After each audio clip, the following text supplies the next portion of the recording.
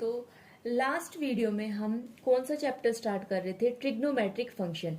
आज trigonometric function की ये जो है आपके पास सेकंड वीडियो है। ठीक है, अब इस सेकंड वीडियो को ही हम कंटिन्यू करते हैं और हम इसमें आगे जानते हैं कि अब आगे और हमारे पास क्या है।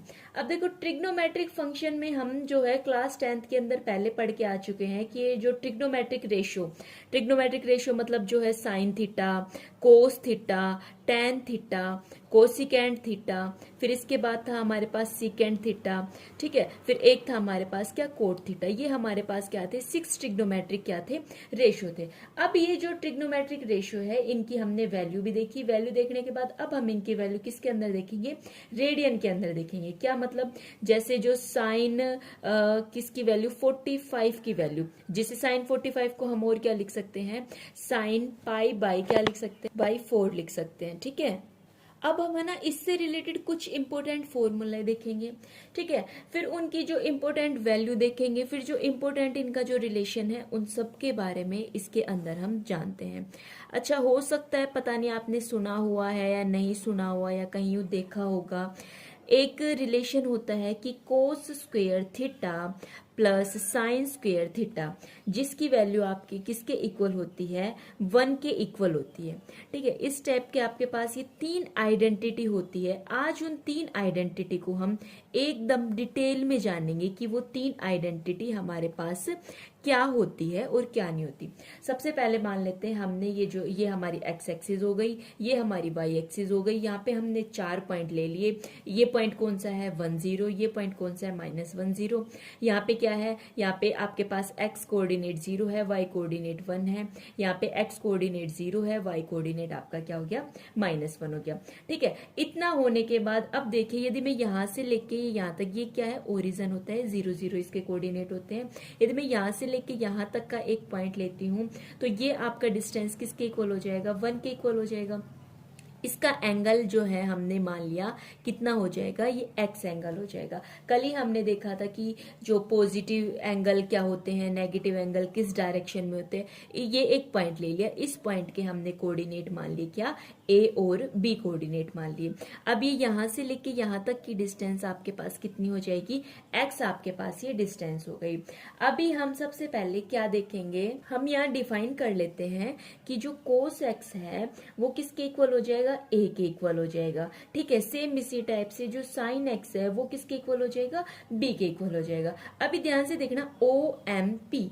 ठीक है, ओ एम पी ये आपके पास क्या हो गई है, एक राइट एंगल ट्राइंगल हो गई है। राइट एंगल ट्राइंगल में अब हमने क्या लगाया है यहाँ पे, वो जो हमारे पास पाइथागोरस थ्योरम होती थी ना, O M square plus M P square, वो किसके इक्वल हो जाएगी, ओ पी स्क्वायर के इक्वल हो जाएगी।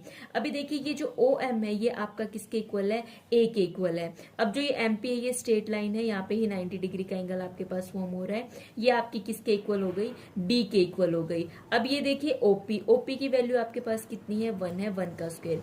इसका मतलब हो गया ए स्क्वायर प्लस बी स्क्वायर किसके इक्वल हो गया, 1 के इक्वल हो गया। यहाँ देखिए ए और बी को आपने क्या डिफाइन कर रखा है, ए की वैल्यू है आपके पास cos square x plus B की वैल्यू है आपके पास साइन एक्स, लेकिन यहाँ स्क्वायर है तो हमने वो स्क्वायर किया। ये किसके इक्वल आ गया, आपका 1 के इक्वल आ गया। तो ये आपका फर्स्ट इंपॉर्टेंट फॉर्मूला। इसी के साथ हम आगे इनकी वैल्यू देखते हैं। हमारे पास देखो कोस 0 डिग्री ये किसके इक्वल होता है, 1 के इक्वल होता है। अब हमने पढ़ा था कोस 90 डिग्री जिसको हम पाई बाय 2 भी बोल सकते हैं, वो 0 के इक्वल हो जाएगा। कोस 180 डिग्री जिसको कोस पाई बोलेंगे वो -1 के इक्वल हो जाएगा। सेम इसी टाइप से साइन 0 आपके पास 0 होता है। साइन पाई बाय 2 मतलब साइन 90 डिग्री आपका 1 के इक्वल होता है। साइन पाई मतलब साइन 180 डिग्री किसके इक्वल होता है, 0 के इक्वल होता है। सेम इसी टाइप से कोस 3 पाई बाय 2 वो किसके इक्वल हो जाएगा, 0 के इक्वल हो जाएगा। और जो साइन 3 पाई बाय 2 है वो किसके इक्वल होता है, आपका -1 के इक्वल होता है। यदि कोस 2 पाई की वैल्यू फाइंड करनी है तो वो 1 के इक्वल हो जाएगी, लेकिन साइन 2 पाई की वैल्यू फाइंड करनी है तो वो किसके इक्वल हो जाएगी, 0 के इक्वल हो जाएगी। अच्छा, ये 2 पाई का मतलब क्या है, 360 डिग्री। क्या इससे आपको समझ पा रहे हो, क्या आप इससे ये समझ पा रहे हो कि जो sine of 2n pi plus x, इसकी वैल्यू किसके इक्वल होती है, साइन x के इक्वल होती है, जहां पे ये जो n है वो इंटीजर से बिलोंग कर रहा है। क्या मतलब हुआ, n की जो वैल्यू है वो आपके पास कितनी हो सकती है, इंटीजर है। इंटीजर तो भाई आपके पास 0 भी हो सकता है, तो इसका मतलब तो ये क्या हो गया, साइन x हो गया। इंटीजर है तो भाई आपकी इसकी वैल्यू क्या हो सकती है, +1 भी हो सकती है। साइन 2 पाई प्लस x, इसकी वैल्यू किसके इक्वल हो जाएगी, साइन x के इक्वल हो जाएगी। इंटीजर है तो भाई n की वैल्यू आपकी किसके इक्वल हो सकती है, माइनस के भी इक्वल हो सकती है। -2 पाई प्लस x, इसकी वैल्यू भी किसके इक्वल हो जाएगी, आपकी साइन x के इक्वल हो जाएगी। सेम इसी टाइप से जो cos of 2n pi plus x, इसकी वैल्यू किसके इक्वल होती है, कोस x के इक्वल होती है। यहाँ पे भी n किससे बिलोंग कर रहा है, आपका इंटीजर से बिलोंग कर रहा है। आप इस बात का मतलब समझ पा रहे हैं, इसका मतलब ये हुआ कि 2 पाई का मतलब क्या होता है, एक पूरा रिवॉल्यूशन। पूरा रिवॉल्यूशन मतलब कितना डिग्री का एंगल, 360 डिग्री का एंगल। तो पूरा जब आप रिवॉल्यूशन इसका ले रहे हो तो ना तो वहां पे कोस की वैल्यू आपके पास चेंज हो रही है, ना वहां पे आपकी किसकी वैल्यू चेंज हो रही है, साइन की वैल्यू चेंज हो रही है। इसी के साथ आप देखिए कि जो साइन x है वो किसके इक्वल होगा, 0 के इक्वल होगा। कब कब वो 0 के इक्वल होगा, जब आपकी x की वैल्यू किसके इक्वल है, 0 के इक्वल है, या फिर आपकी x की वैल्यू प्लस माइनस पाई के इक्वल है, या फिर x की वैल्यू प्लस माइनस 2 पाई के इक्वल है। मतलब ये जो इंटीजर में है ना, इंटीजर मल्टीपल ऑफ द पाई के इक्वल है, तो आपका ये जो साइन x है वो 0 हो जाएगा। क्या मतलब हुआ, साइन ऑफ किसी का भी पाई हो, चाहे फिर वो पॉजिटिव हो नेगेटिव हो, तो हम इसको क्या याद करने के लिए क्या कह सकते हैं, साइन ऑफ इसका पाई उसका पाई, किसी का भी पाई हो, पाई आ गया ना तो वो आपका क्या हो जाएगा, 0 हो जाएगा। लेकिन ध्यान रखना इसका उसका का मतलब इंटीजर ही है, ये इसका उसका आपका सिर्फ ये इंटीजर ही है, ठीक है। इंटीजर ही वैल्यू होनी चाहिए, कहीं आप इसकी रैशनल वैल्यू आप नहीं ले सकते।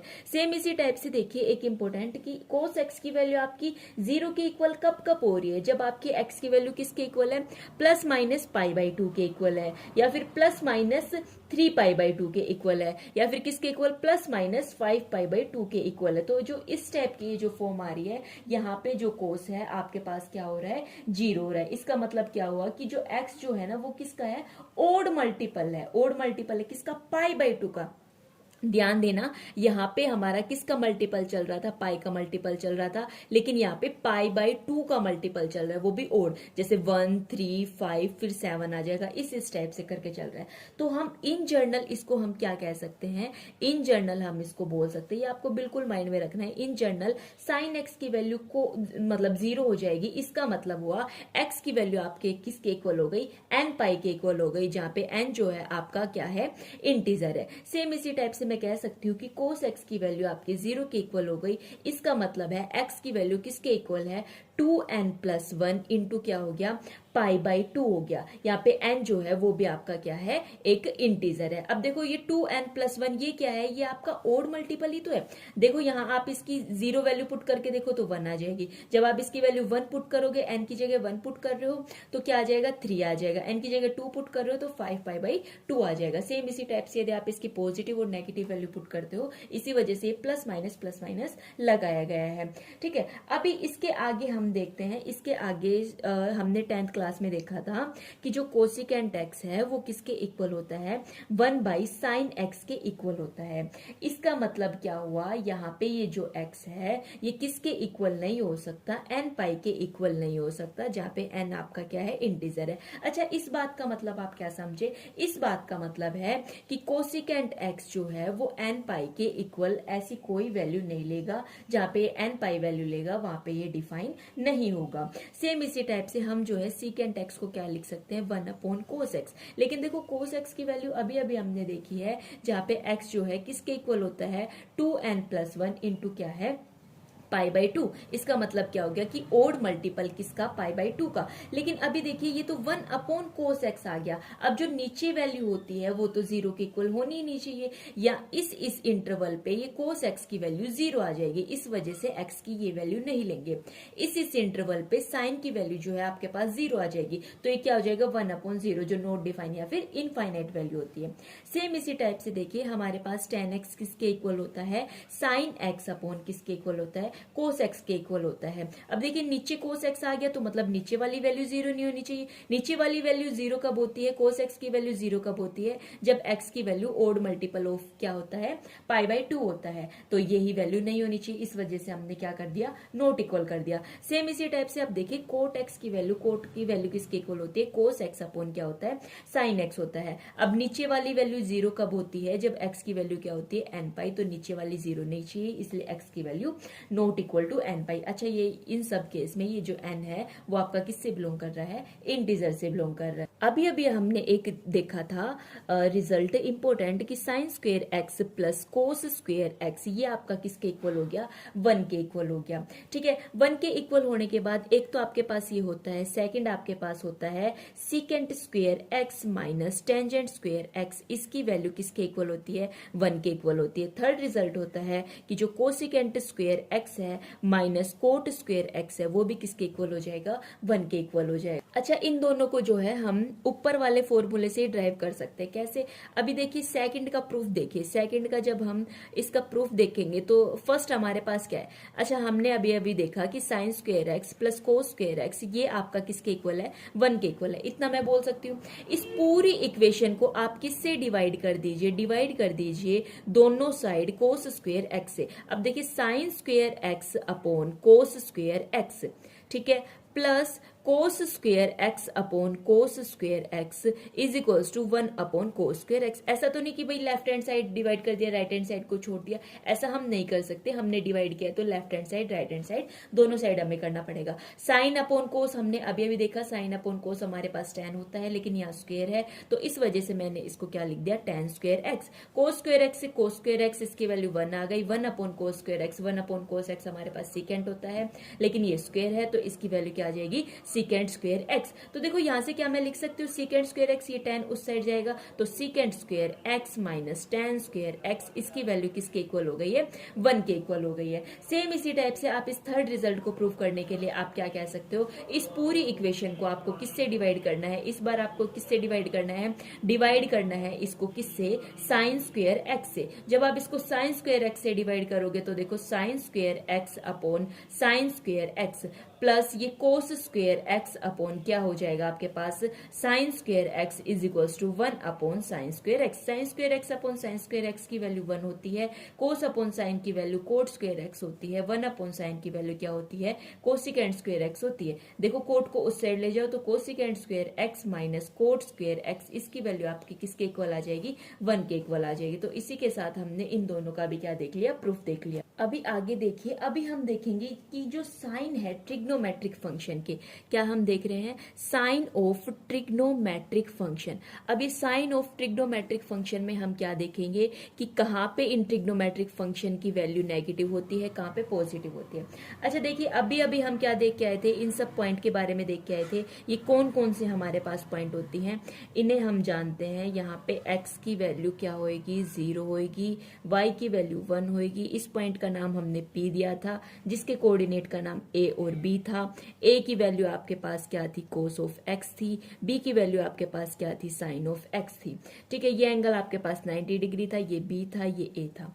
इतनी बात हम देख के आए थे। इस पॉइंट का नाम हमारे पास क्या था, x यहाँ पे 1 है और y यहाँ पे क्या हो जाएगा, 0 हो जाएगा। और ये पूरा हमारे पास क्या था, x था, इनके नाम दे देते हैं। ये पॉइंट हो गया A, इसको नाम दिया O, ये हमारे पास P जैसे है ही। ठीक है, इतना हम अभी तक देख के आए थे। ये डिस्टेंस हमारे पास 1 थी और ये एंगल हमने मान लिया, x मान लिया। अभी देखो ये हमारे पास एंटी क्लॉकवाइज डायरेक्शन है। हमने कल ही देखा था एंटी क्लॉकवाइज डायरेक्शन हमारे पास एंगल पॉजिटिव होता है। सेम इसी टाइप से यदि मैं इसको क्लॉकवाइज डायरेक्शन में एंगल ले लूं, जैसे यहाँ पे मैंने एक और रे ड्रॉ की और ये एक पॉइंट आ गया। ठीक है, अभी देखिए यदि मैं इसको क्लॉकवाइज डायरेक्शन में ले लूं तो क्लॉकवाइज डायरेक्शन में लूंगी तो ये जो एंगल आ जाएगा आपके पास माइनस ऑफ एक्स आ जाएगा। क्लॉकवाइज डायरेक्शन में हमारे पास एंगल कौन सा होता है, नेगेटिव होता है। जैसे ये एक्स था सेम इसी के ये भी हमारे पास क्या हो जाएगा, एक्स हो जाएगा। यहाँ पे एक पॉइंट आएगा, उस पॉइंट का नाम मैंने क्यू दे दिया। क्यू पॉइंट के कोऑर्डिनेट आपके पास हो जाएंगे ए और माइनस बी।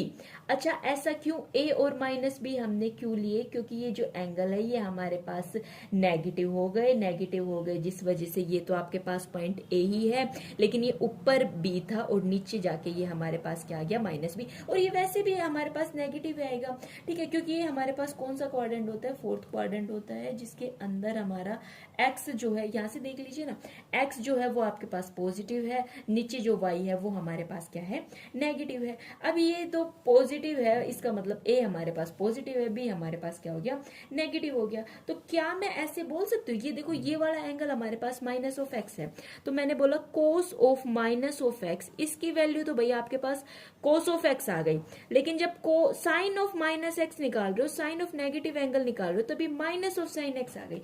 अच्छा ऐसा क्यों, क्योंकि ये देखिए यहाँ ये कोऑर्डिनेट है, वही आपको ये सब कुछ बता रहे हैं। ए हमारा किसको शो कर रहा है, कोस को शो कर रहा है, तो कोस ऑफ जब माइनस एक्स की वैल्यू निकाली तो इसकी वैल्यू कोस एक्स आ गई, लेकिन इधर ये जो बी है वो माइनस आ गया, तो मतलब sine of minus x, sine of this angle हम जब फाइंड कर रहे हैं तो माइनस ऑफ हमारे पास क्या आ गया, साइन आ गया। अब ये याद करने के लिए हम जो है एक ट्रिक बनाते हैं, जैसे ये हमारे पास 4 क्वाड्रेंट होते हैं, ये होता है फर्स्ट क्वाड्रेंट, ये होता है सेकंड, ये हमारे पास थर्ड, ये हमारे पास फोर्थ, ठीक है, ये हमारे पास 4 क्वाड्रेंट होते हैं भाई। इसको हम याद करने के लिए ऐसे करते हैं, आफ्टर स्कूल टू कॉलेज, आप कोई भी ट्रिक याद कर सकते हैं। अच्छा ये आफ्टर का मतलब क्या है, ए का मतलब होता है ऑल, ऑल मतलब सारे ट्रिग्नोमेट्रिक फंक्शन आपके पास क्या हो जाएंगे, सारे ट्रिग्नोमेट्रिक रेशियो आपके पास पॉजिटिव हो जाएंगे।